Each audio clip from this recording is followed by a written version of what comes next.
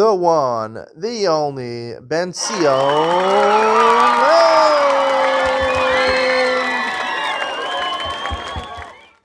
Good afternoon. Welcome to Yeshiva YouTube. Iyun with Benzion. Today's daf is Benzion Gittin daf Mem Gimel number 43. Before the Mishnah, Mem Gimel number Beis, the Gemara has a case. The Gemara says, "Amar Rabbi Yisrael, Ma'aseh b'isha acha shechatza shivcha v'chetzia baschorin." She was half shivcha, half baschorin. It emerges that she had two masters. She has one master who freed her, and one master who didn't free her. So she's chetzia baschorin. The kafu is rabba v'asal baschorin. Like in line with the Mishnah, we learn on Daf Mem Aleph that when you have an Eved, Kanaini, who has one master who freed him and one who didn't, so we force the other master to free him. Why? So that he should be able to marry. It says L'sov L'Shev Sitzara. If he's a Chatia v'Chasi ben Chorin, he can't get married, or he can't marry a Shifa Kanainis because he's half ben Chorin. He can't marry a Bas Yisrael because he's a half Eved. We have to free him so he can marry somebody. So my question was, and the question the Rishonim asked, why does he lo so over Shavas Yisrael? Say the mitzvah of Puravu. I mean, as a chayav a mitzvah and Puravu.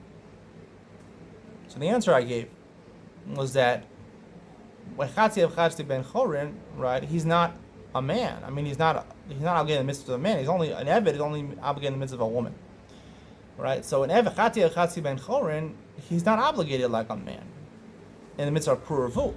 We pass like a Rabbana, not like Yochanan Broka. Only men are chayav in Puravu. But he's still chayiv until Rosh Hashanah, because the point of every person, whether you're Jewish or not Jewish, whether you're a woman or an Eved or not even Jewish, Rosh Hashanah applies to everybody. It's a mitzvah to settle the world. The way you settle the world is engaging in marital relations, specifically being married, or at least having a contract set up, a marital contract set up, where you're going to engage in that. That's settling the world. That's the Yishuv HaOlam. Puravu doesn't apply, but by an Eved or an Isha. Even by non-Jew, Rosh Hashanah applies, and that's why the Mishnah uses that term. Now the Gemara here seems to not say like that, because the Gemara says it was talking about a chati shifchas by baschorin. So the Gemara says the reason they freed her is because holding Yochanan Broka, who says the mitzvah of Puravu who's a woman. Now why didn't the Gemara talk about Losev Rosh Hashanah? Obviously, you see the Gemara felt that the Mishnah was talking about Puravu, also with Losev Rosh Hashanah, right? Which would go against what I was saying. And second of all, you see that. Right, the only way that a man is chayiv, every Ketani is chayiv, is a woman is chayiv.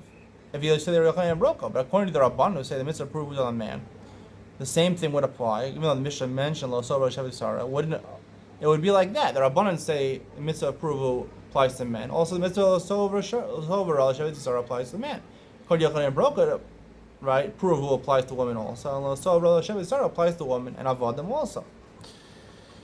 But the Gemara, that's the Gemara's Havamim. The Gemara answers, no. The reason they freed her was not because they had to free her, because of the takana that Beis Hillel and Beis Shammai made. It was because Minig Hefker Nagu Ba. She was in a precarious situation. She couldn't really marry anybody. No one really wanted to marry her.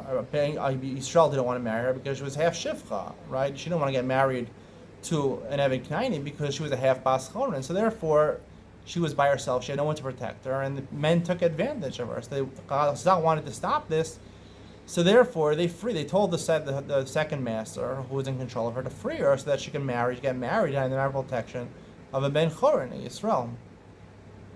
So what emerges at the Maskana of the Gemara? So I would say like this, that first of all, what the Gemara is basically saying, meaning Hega Hefker Na'al, right? The Gemara's question, we had the question was, right? She can't engage in Puravu. So but if she gets raped, right? She could have children like that. So the answer is that when you have children, or you're in a relationship where someone's taking advantage of you, that's not Yeshiva Sa'olam. That's not Lo Sov Shevet Sarah. That's not Lo Sov Shevet Sarah. Because otherwise, the Chazal would have just left her there because she's Mekayim L'Sov Shevet Sarah. But the more fundamental question is the Gemara and the Havamim understood that only according to Yochanan Broka is a mitzvah approver for women and L'Sov Shevet Sarah for Avodim and women. So I'd like to say that when the Gemara answers Lo Minig Hefker Naguba, the Gemara is falling off the Havamim, and the Gemara is coming to a new conclusion that really the main focus of the Mishnah is not the mitzvah of Puravu. Up until now, the Gemara assumed, the Gemara said like the other Rishonim, pruvu is the same thing as lo sol rosh hashanah. Now the Gemara is distinguishing. The Gemara is saying, no, by women there's lo sol rosh hashanah, even according to the Rabbanan. And that's why, because Minik Hegar and Hefker Nagu Ba, she wasn't in a normal marital relationship, not Yeshivas to Olam, they wanted to make sure she's Yeshiva to Olam. Because again, Chazal weren't going to free someone. We learned that it's an Isser to free, to free someone who's an Eved. And even a half, a Chatzi Shivcha, is an Isser in the Torah. We don't do that for your own services to make a minion. You could do that. But just to save someone from Averos, Chazal wouldn't do that. The reason they did this is there's a mitzvah for her, right? Of Losol V'ra L'Shevet Yitzhara, and she can become a mitzvah, Losol V'ra L'Shevet Yitzhara. And I think this falls into place with basically the maskana of the Gemara. We had a discussion today. What about Chatzi Avichatzi Ben Chor is Makadesh and Isha? Does that work or does not work? And also Chatzi Shivcha Bas Chatzi Bas Chor, who was engaged by a Ben Chor in Israel. Does that work? And the Gemara seems to imply that a Chatzi Avichatzi Ben Chor is Makadesh and Isha, Yisrael, would not work at all. A Baschor would not work. But it would work. It seems the Maskana that would work, Chatzi Shivcha Baschor would work in that case. And I'd like to explain the difference. The reason I think halachically it works is because when you're Makadesh and Isha, it's always the man giving something to the woman. He has to give her kesef, he has to give her shtar, he has to do the ma'aseh bia.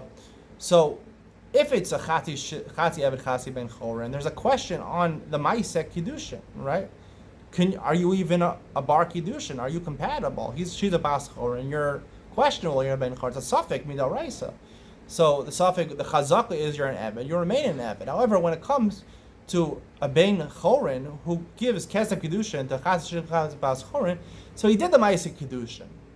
So the chazaka is, the assumption is in our hands now, right? The ma'aseh was done. So since the ma'aseh was done, transaction was done, we go with the chazaka. The chazaka is it was done already. Now, is it valid or not? So the chazaka is something that raisa tells you go the kula in this case because you go with the chazaka. So the rest of the chumras there's no chazaka, but here there's a chazaka. The ma'aseh kedusha was done, so it's done, and that's how we paskin.